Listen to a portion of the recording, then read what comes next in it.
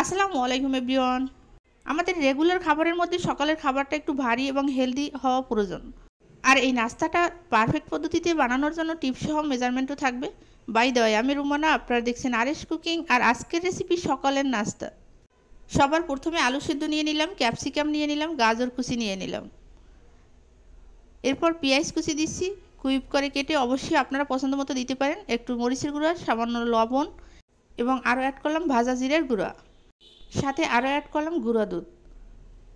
গুঁড়ো দুধ দিলে এটা খেতে কিন্তু বেশি টেস্ট হবে। আর এ পর্যায়ে 1 কাপ ময়দা নিয়ে নিলাম। আর সম্পূর্ণ উপকরণগুলো ময়দার সাথে মিশ্রণ করে নিব। তাই তো অল্প পরিমাণে পানি দিয়ে দিলাম প্রথমে। এবার আমি ম্যারিনেট করে নিলাম। হ্যান্ড স্পুন দিয়ে এভাবে সম্পূর্ণ উপকরণগুলো ম্যারিনেট করে নিতে হবে।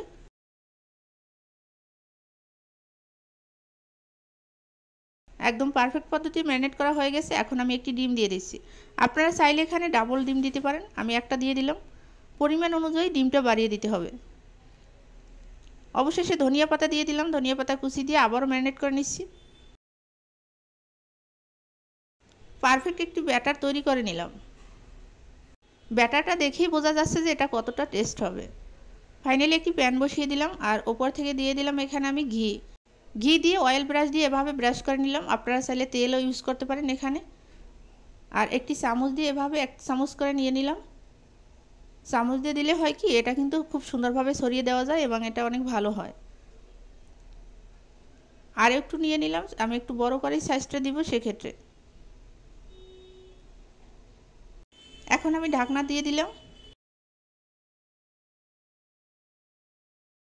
ঢাকনাটা উঠিয়ে নিলাম। দেখতেই পাচ্ছেন একদম পারফেক্টভাবে এটা সিদ্ধ হয়ে গেছে।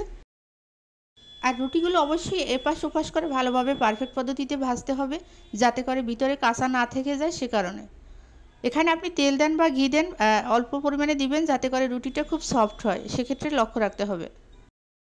অবশ্যই আমি সেম প্রসেসে সম্পূর্ণ রুটিগুলো ভেজে নিব। খুব সুন্দর করে রুটিগুলো ভাজা হচ্ছে। অসাধারণ একটি রুটি তৈরি করে নিলাম। দেখতেই পাচ্ছেন কালারটাও কিন্তু জাস্ট ওয়াও। ফাইনালি আমার রুটিগুলো ভাজা শেষ। দেখতেই পাচ্ছেন অসাধারণ রুটিগুলো। আর সাথে নিয়ে নিলাম আমি টমেটো সস। টমেটো সস দিলে তো বলার বাহিরে এটার টেস্টটা কত হবে। ছোট থেকে বড় সবাই কিন্তু অনেক মজা করে খাবে এবং সকালের নাস্তা একটি হেলদি ফুড এই রুটিগুলো। আমি কিন্তু উপর থেকে সসগুলো দিয়ে এভাবে হাত দিয়ে একটু রোলের মতো তৈরি করে নিলাম। জাস্ট অসাধারণ তৈরি হয়ে গেছে নাস্তাটি আমার। একদম সিম্পলভাবে তৈরি করলাম। অবশ্যই সম্পূর্ণ ঘরোয়া উপকরণ দিয়ে তৈরি করে নিতে পারবেন। আপনি যদি ভিডিওটি সম্পূর্ণ দেখে থাকেন সেক্ষেত্রে আপনি তৈরি করে নিতে পারবেন। আজকের ভিডিওটি কেমন লাগলো অবশ্যই কমেন্টসে জানিয়ে যাবেন এবং একটি লাইক একটি শেয়ার দিয়ে দেবেন। আর আমার সাথে থাকবেন। দেখা হবে নেক্সট এপিসোডে। আল্লাহ হাফেজ।